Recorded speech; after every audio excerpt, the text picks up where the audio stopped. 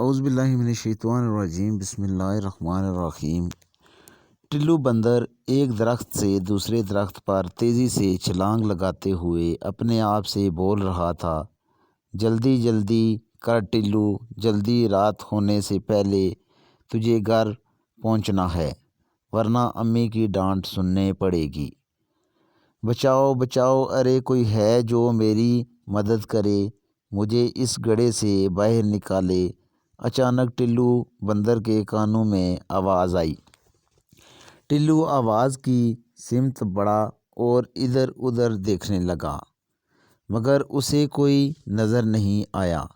اچانک اس کی نظر گڑھے کی طرف گئی تو وہاں ایک شیرنی پھنسی ہوئی دکھائی دی۔ ٹلو نے ڈرتے ڈرتے کہا، یہ کیا رانی شیرنی، تم یہاں کیسے پھنس گئی؟ مجھے نہیں پتہ ٹلو بھائی، میرے بچے بھوکے تھے، میں نے جلدی جلدی جا رہی تھی، اس گڑھے پر بہت سارے پتے پڑے ہوئے دیکھے تھے، میں نے جوں ہی یہاں چھلانگ ماری تو ایک دم سے اس میں گر گئی۔ یہ کہہ کر رانی شیرنی رونے لگ گئی۔ ٹلو نے کہا، اچھا اچھا، تم رونا بند کرو، میں تمہیں باہر نکالنے کی انتظام کرتا ہوں۔ ٹلو کچھ ہی دیر میں کہیں سے رسی ڈھونڈ لایا اور کہا، یہ لو، اسے مضبوطی سے پکڑو اور باہر آ جاؤ۔ کچھ ہی دیر بعد شیرنی باہر آ گئی۔ جیسے ہی شیرنی باہر آئی، ٹلو بندر ڈر کے مارے درخت پر چڑھ گیا کہ کہیں شیرنی اسے ہی نہ کھا جائے۔ رانی شیرنی نے کہا، ارے بندر بھیا، تم مجھ سے کیوں ڈر رہے ہو؟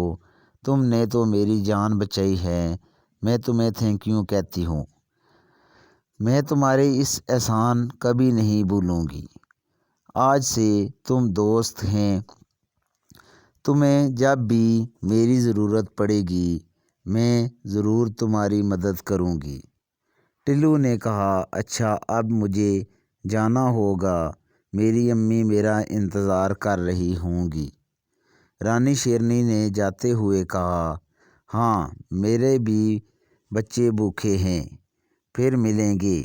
وہ دونوں ایک دوسرے کو خدا حافظ کہہ کر اپنی اپنی راہ چل دیے۔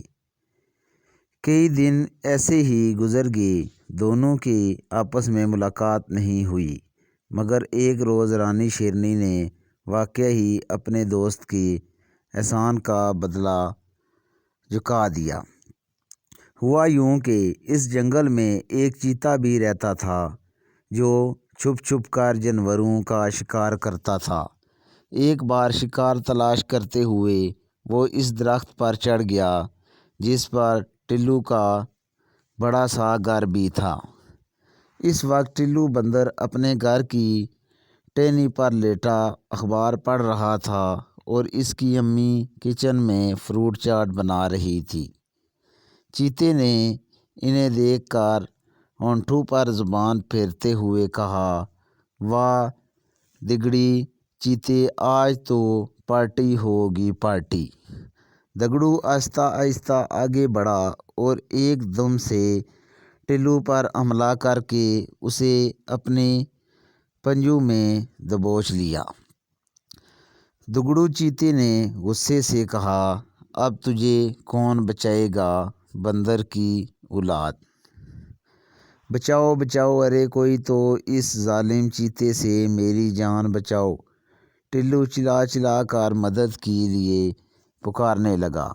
اچانک خود کو چھڑانے کی کوشش میں اس کی ٹانگ پھسل گئی اور وہ سیدھا نیچے جا گرا۔ دگڑو چیتا بھی فوراً چھلانگ مار کر نیچے آ گیا اور آہستہ آہستہ بندر کے پاس آتے ہوئے کہنے لگا، اب تو تمہاری ٹانگ بھی ٹوٹ گئی، بھاگ بھی نہیں سکتے تم۔ لیکن اچانک سے دگڑو رک گیا اور ڈرتے ہوئے کہنے لگا، رانی تم میرے راستے سے ہٹ جاؤ۔ رانی نے کہا، نہیں نہیں ہٹوں گی، تمہیں نہیں پتہ تم نے کس پر حملہ کیا ہے، میرے دوست پر حملہ کیا ہے۔ ٹلو میرا دوست ہے، ایک بار اس نے میری جان بچائی تھی۔ پھر رانی نے دگڑو کو بہت مارا، اتنا مارا کہ وہ تم دبا کر وہاں سے بھاگ گیا۔ ٹلو بندر نے رانی شیرنی کا شکریہ ادا کیا۔ رانی نے ٹلو سے کہا، ارے نہیں ٹلو بھائی، یہ تو میرا فرض تھا۔ پیارے دوستو، اس واقعے سے ہمیں سبق ملا کہ اپنے دوستوں کو مشکل کے وقت اکیلا نہیں چھوڑنا چاہیے، ان کی مدد کرنی چاہیے، چاہے جتنی ہی بڑی مشکل پر ہمیشہ ان کا ساتھ دینا چاہیے۔ آج کا واقعہ اتنا ہی، اجازت دیجیے، اللہ حافظ۔